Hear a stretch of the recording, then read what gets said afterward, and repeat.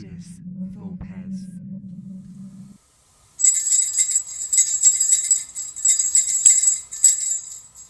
Welcome to Ludus Vulpes. My name's Kirsty. And I'm Phil. You join us as we run through a list of games that are suitable to play with non-gamers on Christmas Day. Specifically after Christmas dinner, when everyone's had a few too many to drink and is a little bit heavy from the turkey. Or nut roast, if you're a vegetarian. Yes, all other options are available, Indeed. including carp.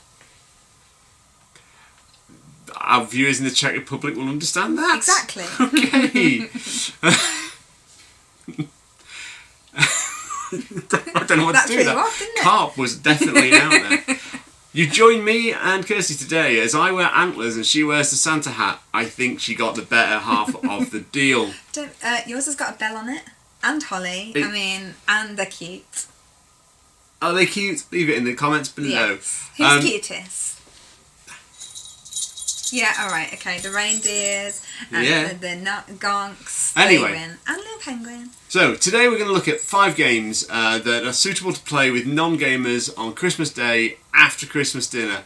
Specifically after Christmas dinner, because everyone wants maybe a little bit of a lift after Christmas dinner, or maybe a little bit of something interesting to do before they watch the Queen's speech.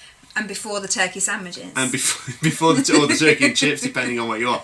We're going to have 3 videos in this series. This is for non-gamers, but we'll also do for people that are being introduced to games, and then we'll have a gamer's Christmas experience games. Yeah. So the mission here is to have games that play 4 to more players, and games that last maybe half an hour to an hour. Yeah. And don't overstay their welcome, or you can play them, put them down, and come back to them another day. And I believe that most on our list have minimal setup. Minimal setup's always good. Should we talk about well, we're not numbering this list. So we'll talk about the most minimal setup of the minimal setup games. Okay. So, we're going to start with Dive. Ooh, Dive. Why is Dive ideal for that post-Christmas dinner lull? Because you literally lift it out of the box and it's ready to go. Yeah, no one has to wait around. No, there's no setup time. It's great for up to 4 players, so if this is over 4, this might not be one for you. Now, when you're playing Dive, Dive is a game where you're looking through these wonderful perspex sheets of this ocean trickling below. You can pretend you're having a tropical Christmas. Woo! And the game explains itself pretty quickly. And once you've got the game, you're then good to go. 4 of you will sit around a table and you'll just predict shark or no shark. It's as simple as that. Is there a shark on the layer of the sea or not? So for those people after Christmas dinner who don't want anything particularly thinky or energetic or really challenging, Dive is a wonderful opportunity. You'll still be playing a game, you'll still be having a bit of fun, but no one's going to look at it and go, oh, that's horrible, I don't want to play that. No. And it's suitable for children as well. There are a few small parts, so just be careful with a lot younger children. But yeah, it's got a slight small bidding mechanism that actually, if you didn't want to, you could house rule it out and just try and have a guess between the 4 of you, really. You could. So, play it how you want to play it, really. Yeah. But also, because it's so simple, it should be pretty easy to get there. Yeah. So. Let's move on. That was Dive. Yeah, it was Dive. Nice and simple. Yeah. And once again, on another relatively low setup, Macro Crime City. Ooh, now which one? Because this is important. Depending on the audience that you're going to play with. Yeah, Macro Crime City has 2 variants now. Yes. The first variant may have moments of inappropriateness for a younger audience. Yes. So if you have got a younger audience, don't get the first release of it. No. Purchase the second. Yeah.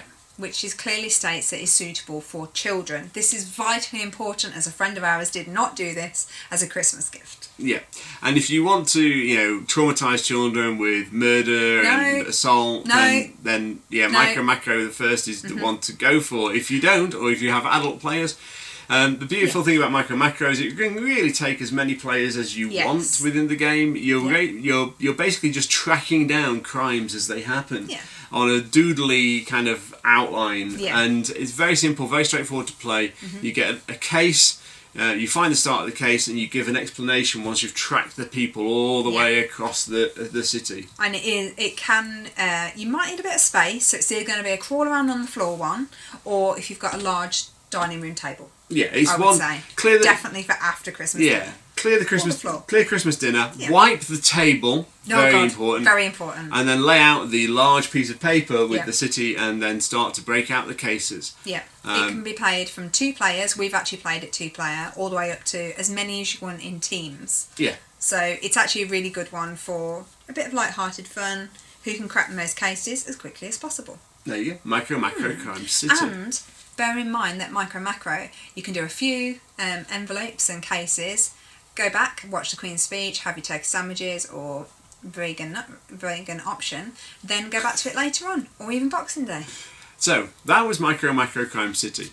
Moving on, we're going to have a little bit more complicated setup on this one. So this one is Decrypto. Interesting. Yeah, you can explain this one. Okay, so Decrypto is ideal for 2 teams of players. Ideally, I don't know, 4 or 5 players. I'd say minimum 2 players per team. It has to be minimum 2 players per team. Minimum 2 players per team, going up to as many as you wish, as long as everyone's patient. And everyone can sit. Ideally on 2 separate sides. The meaning of this: there are 2 boards, and each have a coded set of words on. Yeah. So you might have, I don't know, for example, word 1, apple, word B, phone, word C, city, and word D. 1, 2, 3 or 4 words rather than A, B, C, D. Yeah, sorry, 1, 2, 3, 4. And I don't know, umbrella for D. Fine. Then the teams and the opposite team would also have the same. The teams then work out using codes that one player holds, and they will give clues away for the 4 words that are on their team. And these codes will be 3 numbers. And you give clues away for the words, but you must not give too much away, or the other team will guess what those words are. Yeah, it's a guessing game. Yes. With words. Yeah. And actually, you're trying to break the code of the other team. That's it. Yeah. I think I was doing a bit of a long. It's fine. But actually, if you fancy yourself as a code breaker, if you fancy listening to what other people are saying and thinking, I heard that. I think their word is umbrella. You're having a cuddle there. Hi. You think your word is umbrella, then away you go, and it helps you. The first team to either lose 2 rounds or succeed in guessing their opponents twice will win the game or lose the game. So Decrypto is a fantastic game for many players. I probably wouldn't play it with more than 8. 4 per team is probably really nice. 4 per team. Nice area. I think that's what we did when we first played it actually, and it worked really well. Works really well, and a good discussion.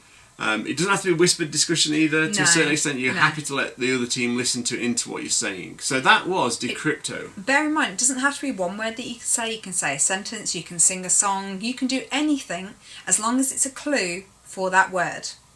Just don't do what our friend did and say an entire paragraph linking all 4 words together, thinking he was being clever. To be fair, it was a moment of genius. Yes, it was. It really was. Okay, so we've looked at Dive, we've looked at Micro Macro Crime City, and we've looked at Decrypto. We've got 2 more games to look at. The next game is a classic. Yeah, very much so. It's a classic word game. It's been out for a few years now. Most people I know own a copy of it as well. Yeah, and you can put multiple versions of this game together to be able to play more and more players. So the larger the group, don't worry, just grab another copy. I'm not sure I would, but you can get to quite a few people with JustOne. JustOne is the name of the game, just so you know. Yeah, clearly.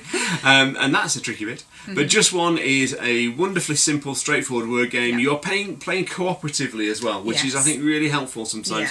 It means that people can have a go and not really worry about cocking things up too much. Yeah, you can make a mistake and it's okay, the rest of your team are there to support you. Or laugh at you, depending on how much alcohol is being consumed. Or just who they are, really. And what you're wearing. Oh no, sorry, you mean about the game? Yeah. Sorry, I thought you meant you had to wear. Okay, carry on. Anyway, JustOne has you guessing, has one player selecting a word at random that they don't get to see. They can't see it. Then all the other players write down just one word to indicate what that word is that they are trying to guess. If at any point any of the players around the table duplicate a word, those words are hidden from the guessing player, and the guessing player will guess the word from the remaining words they see in front of them. Yep. Sounds simple, incredibly frustrating at times. Yes. You'll play with a mini deck of like 13 cards and see Yep. how many you can get right as a team. Yep. It is a fantastic game. It's a fun word game. It's good value. Highly game recommended. as well. Yeah, good value. And is always welcome with gamers Yeah. and non-gamers alike. And it's suitable for all ages as well. Yes. Yeah. Now, the final one on today's list Yeah. is similar but very different in the respect that there's the same format. There's a card and you choose a number. I think it's between 1 and 7. 1 and 7, yeah. 1 and 7 in the game we're about to mention. But the difference is you don't come up with a word, you have to draw it. And this game is Doodle Dash. Oh, my turn. Yes. Okay, so Doodle Dash is Pictionary on speed. Yes, it is. And don't care if you can't draw. I can't draw. I you love don't this need to game. draw. It's so much fun. In fact, the worse you can draw, the funnier it is. Yeah. So it's a competitive game for up to 7 players. Yeah. You will be drawing, well, a word will be drawn, and then the player who is guessing will have to guess from the images drawn. But they don't get to guess all images at the same time in the same vein as just one. Instead, the person who finished their drawing first will grab hold of the golden rod. The second player will grab hold of the worst dice ever. It's only got one face on it. So it's 6-sided dice. You roll it until the stop hand comes up, and then stop, and everyone else stops drawing at that like point. a famous Spice Girls song. Anyway, I'm not allowed to do that. and the player then gets to see the golden rod's image. If they can't get it from the golden rods, they get to see the dice throwers image. If they can't get it from that, they'll get to see everyone else's image. Now, you score points with the people or person you have guessed with. So if you get the guess right and you're with the golden rod person's image only, then the 2 of you will get points. If you get to the end and it's all 3 other players' images, you'll see, well, you're going to score points for all 4 of you. Yeah. Very exciting. Doodle Dash sounds simple, but it is beautiful. It's a lot of fun. You will laugh. You will laugh a lot playing Doodle Dash. I have got new wrinkle lines that have come just from that game alone. Amongst other things. Now, there are 5 games, top recommendations for after Christmas dinner. If you're thinking for non-gamers. Yeah, if you're thinking about picking up a game because you want to game with a non-gaming family after Christmas dinner, any one of these will go down well. The only sort of consideration I would make is that Dive is 4 players, so if it's a small audience, Dive is great. Otherwise, any of the other 4 really will hit the mark. And obviously, as we said, micro macro, if you're playing with youngsters, make sure you purchase the appropriate volume of it. So Yes, that, correct. There's no inappropriateness. Another thing to bear in mind as well is these are all fairly simple setup, as we said. You don't need any previous gaming experience, and it's great if you want to pull people away from the TV, or if you want to get people off their technology and off their screens and more interacting with one another. These are all fantastic games for that. So give one of them a try this Christmas. Definitely. They deserve your consideration. Yes, they do. I'm sure they'll all be played on our table this Christmas. Probably. If you've enjoyed this, for the family. If you've enjoyed this video and all the bits that are around us, please like and subscribe, and the jingle hell will stop. Maybe. Stop being so grouchy. Should have got you a bar humbug jumper. Don't forget, we're also on Instagram, Facebook, and Twitter. All you need to do is search for Ludus Vulpes. Thank you for your time today. Take care, everyone. Bye-bye. See you soon.